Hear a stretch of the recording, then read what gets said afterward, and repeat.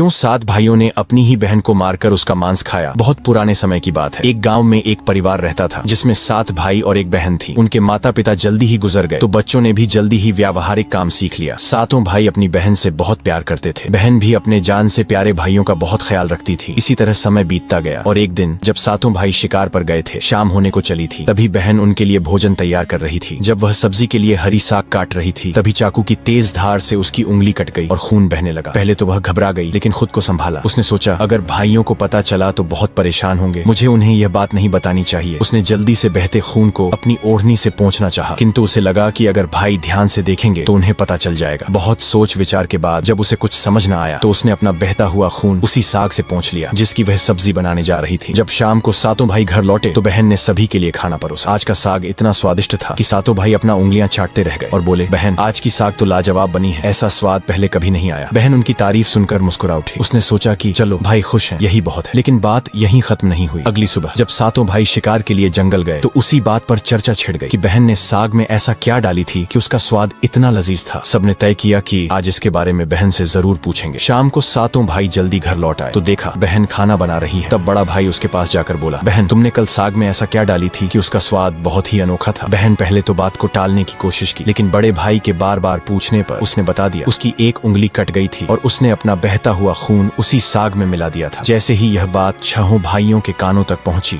तो मानो उनके चेहरे के भाव ही बदल गए। शाम को जब 7 भाई एक साथ बैठे थे तो बड़ा भाई बाकी भाइयों से कहने लगा, सोचो जब बहन के खून की चंद बूंदें इतनी स्वादिष्ट हैं तो उसका मांस कितना स्वादिष्ट होगा। बाकी भाई भी इस क्रूर विचार पर सहमति जताते हुए बोला, हाँ अवश्य ही बहन का मांस बहुत ही स्वादिष्ट होगा। अब 6 भाइयों को बहन का मांस खाने की लालसा जाग उठी, परंतु सबसे छोटे भाई को यह सुनकर गहरी बेचैनी हुई। उसने सोचा कैसे हो सकता है कि कोई अपनों के साथ इतना भयानक विचार करे। तभी बड़ा भाई बोला, कल ही हम लोग बहन को शादी का झांसा देकर जंगल ले जाएंगे और तीर मारकर उसको मार डालेंगे, फिर उसका स्वादिष्ट मांस खाएंगे। सभी भाइयों ने हामी भरते हुए बड़े भाई की बात मान ली, लेकिन छोटा भाई अपने भाइयों की बातें सुनकर बहुत परेशान होने लगा। वह अपनी प्यारी बहन को बचाने के लिए बेचैन सा हो गया। वह खुलकर इसका विरोध नहीं कर सकता था क्योंकि 6 भाई एक तरफ थे। अगले दिन बड़े भाई ने बहन को बड़े प्रेम से बुलाया, प्यारी बहन तुम अब शादी के लायक हो गई हो। हमने तुम्हारे लिए एक बहुत ही सुंदर और योग्य वर खोज लिया है। आज हम तुम्हें उसका घर दिखाने ले चलेंगे, तुम तैयार हो जाओ। बहन यह सुनकर बहुत खुश हुई। आखिरकार वह भी अपना घर परिवार बसाने का सपना देख रही थी। वह उत्साह से तैयार हुई और अपने भाइयों के साथ चल पड़ी। रास्ते भर बहन खुश थी, लेकिन इतनी दूर तक चलने के कारण बहन पूरी तरह से थक चुकी थी। तब उसने बड़े भाई से पूछा, भैया मेरा ससुराल अब कितना दूर है। बड़ा भाई मुस्कुराया और सामने की तरफ इशारा करते हुए बोला, देखो वह रहा तुम्हारा ससुराल, वहाँ तुम रानी की तरह राज करोगी। बहन यह सुनकर बहुत खुश हुई और उत्साह से आगे की ओर बढ़ने लगी। लेकिन जैसे वह थोड़ा आगे बढ़ी ही थी कि अचानक उसके सभी भाइयों ने उसे पकड़ लिया। बहन कुछ समझ पाती उससे पहले ही भाइयों ने उसे पेड़ से बांध दिया। भैया ये क्या कर रहे हो, उसने घबरा कर पूछा, पर उसके भाइयों के चेहरे पर अब किसी प्रकार की दया या प्रेम नहीं था। बड़े भाई ने आदेश दिया, इसे कसकर बांध दो। अपने सभी भाइयों को हत्यारे के रूप में देखकर बहन का हृदय दहल उठा। वह फूट फूट कर रोने लगी और भगवान को याद करते हुए कहने लगी, हे भगवान मेरे अपने ही भाई मेरी हत्या करना चाहते हैं, क्या इनमें से कोई भी मेरे लिए दया या प्रेम नहीं रखता। उसकी बातें सुनकर छोटे भाई की आंखें भर आईं। उसका हृदय कांप उठा, लेकिन 6 भाइयों के खिलाफ जाने की हिम्मत उसमें नहीं था। बहन को बांधने के बाद बड़े भाई ने सबको बारी बारी से उस पर बाण से प्रहार करने का आदेश दिया। बड़ा भाई अपनी बहन पर पहला तीर चलाने ही वाला था, तभी बहन भाई के सामने करुण स्वर में गाना शुरू कर दी, मारो मारो भैया, छाती में लक्ष्य करके भैया, छाती में लक्ष्य करके, तुम्हारा तीर जंगल को जाएगा भैया। बड़े भाई ने कठोरता से तीर चलाया,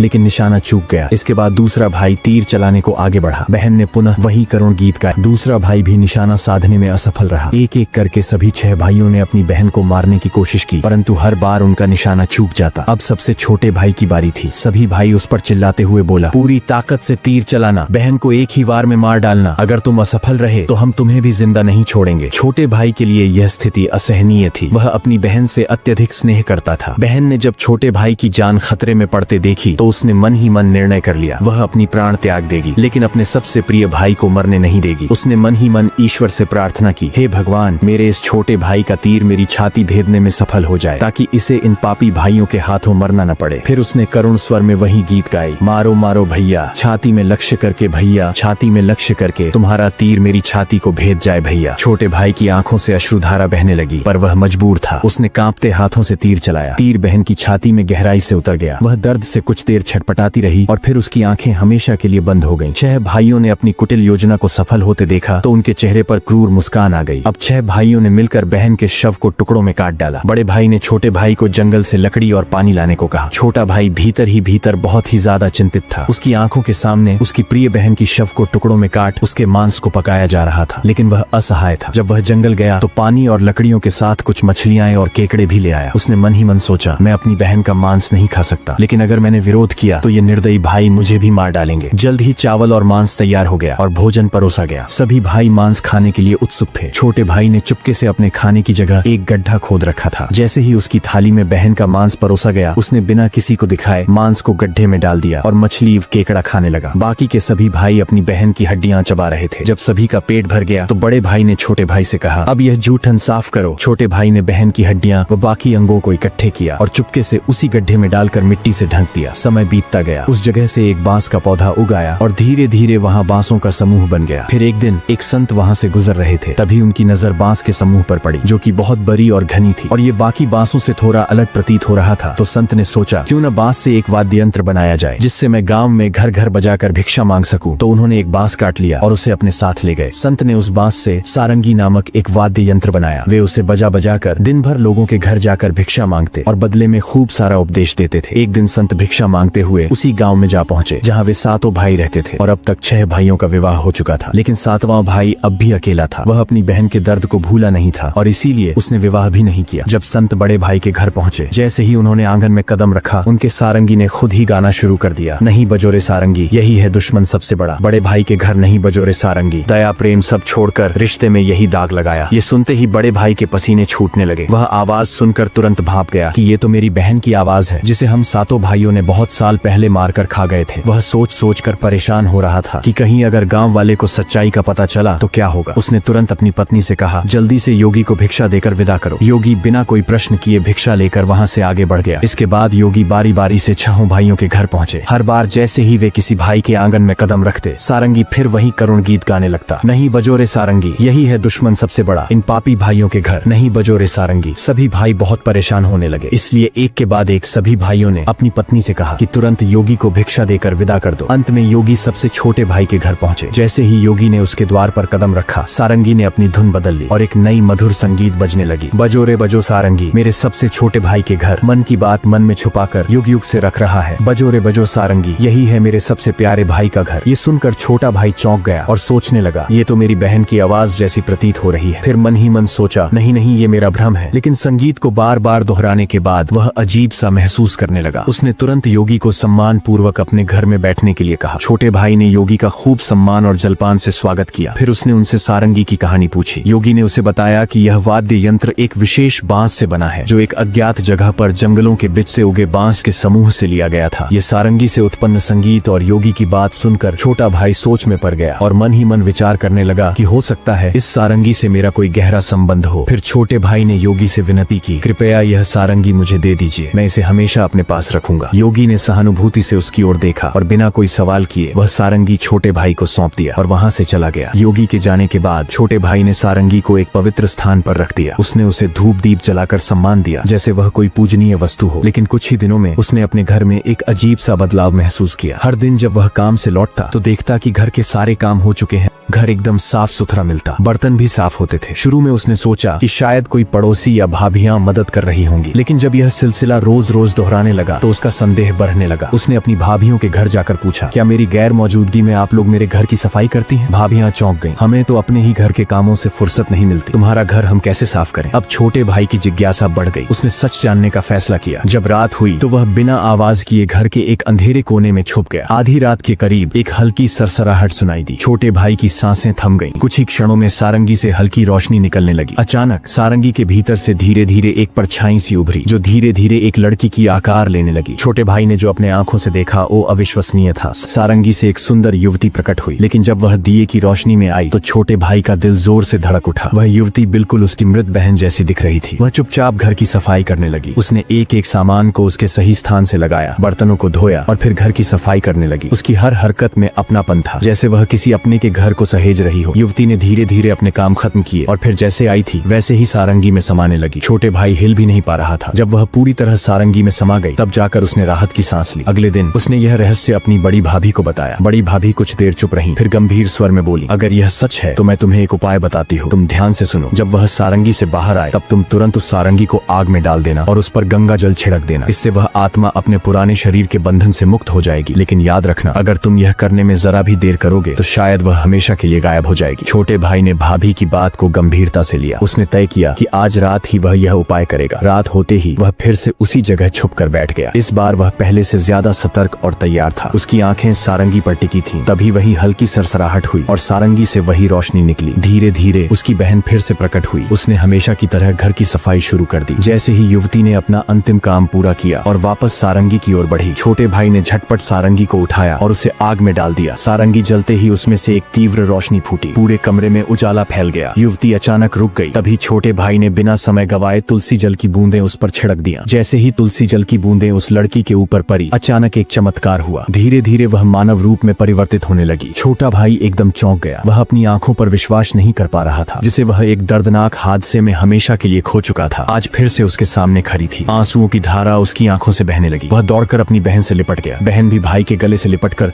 जोर जोर से रो पड़ी। दोनों एक दूसरे को देखकर फुट फुट कर रो रहे थे। छोटे भाई ने अपनी बहन का हाथ थाम लिया, जैसे वह कभी उसे दोबारा खोना नहीं चाहता था। लेकिन कहानी यहीं खत्म नहीं हुई। छोटे भाई ने तय किया कि वह अपने 6 भाइयों को उनके पापों का एहसास कराएगा। छोटे भाई ने पूरे गांव वाले को इकट्ठा किया। उसके चेहरे पर दर्द और आंखों से आंसुओं की धारा बह रही थी। उसने कांपती आवाज में कहना शुरू किया, आज मैं आप सभी को एक बहुत बड़ा सच बताने जा रहा हूँ। एक ऐसा सच जिसे सुनकर आपके रोंगटे खड़े हो जाएंगे और आपको अपने ही परिवार से भरोसा उठने लगेंगे कि कोई अपनों के साथ भी ऐसा कर सकता है। लेकिन मैं ऊपर वाले से यही दुआ करता हूँ कि ऐसा किसी के साथ न हो। फिर छोटे भाई ने बताना आरंभ किया, मेरी बहन जो वर्षों पहले मर चुकी थी, उसकी मौत कोई हादसा नहीं थी, बल्कि मेरे अपने ही 6 भाइयों ने उसे शादी का झांसा देकर जंगल में ले गया और मेरे ही हाथों बहन की हत्या करवा दिया। इतना ही नहीं, उन्होंने उसके शव को टुकड़े कर उसके मांस को पकाकर खा भी लिया। इतना सुनते ही गांव वाले की सांसें थम सी गईं। फिर छोटा भाई बोला, लेकिन पता नहीं ये ईश्वर का कैसा चमत्कार है। मेरी बहन जो वर्षों पहले इस हादसे का शिकार हुई थी, वो आज भी हम लोगों के बीच बिल्कुल सही सलामत खड़ी है। इतना बोलकर छोटे भाई ने अपनी बहन को आवाज दिया, आओ बहन, सबके सामने आओ। बहन धीरे धीरे आगे बढ़ी। जब वह सबके सामने आई तो उसे देखकर सभी की आंखें फटी की फटी रह गई। किसी को भी अपने आंखों पर यकीन ही नहीं हो रहा था कि जो लड़की वर्षों पहले मर चुकी थी, वो आज उन सबके सामने खड़ी है, बिल्कुल वैसे ही जैसे पहले थी। किसी को भी इस चमत्कार पर भरोसा नहीं हो रहा था, लेकिन सच तो यही था कि उसका पुनर्जन्म हुआ है। गांव वालों को छोटे भाई की बातें सुनकर और उसकी बहन पर हुई अत्याचार को देखकर सभी की आंखें नम हो गईं। बहन की पुनर्जन्म की बात जब 6 भाइयों तक पहुंची तो मानो जैसे उनके पैरों तले जमीन सी खिसक गई हो। इधर गांव वाले आपस में बात कर रहे थे कि इन दरिंदों को समाज में रहने का कोई अधिकार नहीं, जो अपनी ही बहन को मारकर खा सकते हैं। वो गांव भला इन राक्षसों से कैसे सुरक्षित रहेगा? हमें अभी इन राक्षसों को गांव से बाहर कर देना चाहिए। अब लोगों का गुस्सा 7वें आसमान पर था। गांव के बड़े बुजुर्गों ने विचार किया कि हमें इन पापियों को सजा देना ही होगा। अगर आज इन्हें छोड़ दिया गया तो पता नहीं आए दिन ये किसके लिए कब और कैसी मुसीबत बन जाए। तभी बड़े बुजुर्गों का आदेश पाकर गांव के कुछ लोग 6 भाइयों के घर गए और उनको घसीटते हुए सभी के सामने ले आए। डर के मारे सभी भाइयों की हालत बहुत ज्यादा खराब हो चुकी थी। अब गांव वालों ने फैसला सुनाया कि इन दुराचारियों को लाठियों और डंडों से पीटते हुए गांव की सीमा तक छोड़ा, और याद रहे आज के बाद ये कभी भी इस गांव में दिखाई नहीं देने चाहिए। इतना सुनते ही 6 भाई गांव वालों के सामने गिड़गिड़ाकर अपने जिंदगी की भीख मांगने लगे। लेकिन उनकी काली करतूतों को जानकर किसी को भी उन पर दया नहीं आई। यहाँ तक कि उनकी पत्नियां भी उनकी घिनौनी हरकतों को जानकर उनको हमेशा के लिए छोड़कर अपने मायके चली गई। इधर लोगों की आंखों में गुस्से की ज्वाला भड़क रही थी। अब 6 भाइयों को लग रहा था कि आज उनके जिंदगी का आखिरी पल है और अब उन्हें बचाने के लिए कोई आगे नहीं आएगा। ये सब सोचकर उनका रो रो कर बुरा हाल हो गया था। लेकिन तभी उनकी ऐसी दुर्दशा और बेबस हालत को देखकर बहन से रहा नहीं गया और उनको बचाने के लिए आगे आई और रोते हुए गांव वालों से बोली, मैं मानती हूँ कि मेरे भाइयों की गलती माफी के लायक नहीं है, लेकिन है तो ये मेरे अपने ही भाई। इन्हें अपनी गलती का एहसास हो चुका है। मैं आप सभी से हाथ जोड़कर विनती करती हूँ कि इन्हें अपनी गलतियों को सुधारने का एक मौका दीजिए। वह बार बार रोते हुए गांव वालों से मिन्नतें कर रही थी। ये सब देखकर 6 भाइयों का हृदय कांप उठा। वे आपस में एक दूसरे से कहने लगे कि जिस बहन के ऊपर हम लोगों ने इतना अत्याचार किया, आज वही हमें बचाने के लिए सामने खड़ी है। उन्हें अपनी गलतियों पर गहरा पछतावा होने लगा और वे फूट फूट कर रोने लगे। बहन का अपने भाइयों के प्रति प्रेम और क्षमा भाव को देखकर गांव वाले का हृदय भी पिघल गया। उन्होंने भाइयों को माफ कर दिया। भाई को माफ होते देख बहन बहुत खुश हुई और उनके पास गई। तभी सभी भाई रोते हुए बहन के सामने हाथ जोड़कर अपने किए की माफी मांग रहे थे और अपने गलतियों को कोस रहे थे। बहन से अपने भाइयों की आंखों में आंसू देखी नहीं गई और वह खुशी खुशी अपने भाइयों को माफ कर दी। सभी भाई बहन से लिपट कर रो पड़े। ये सब देखकर गांव वालों के भी आंखों में आंसू झलक आए। अब सभी भाई बहन को लेकर अपने घर को लौट गए। अब सभी भाई अपनी बहन से अत्यधिक स्नेह करने लगे और पहले से भी ज्यादा अपनी बहन का ख्याल रखने लगे। वे हंसी खुशी अपनी जिंदगी बिताने लगे। अब ये कहानी यहीं पर समाप्त होती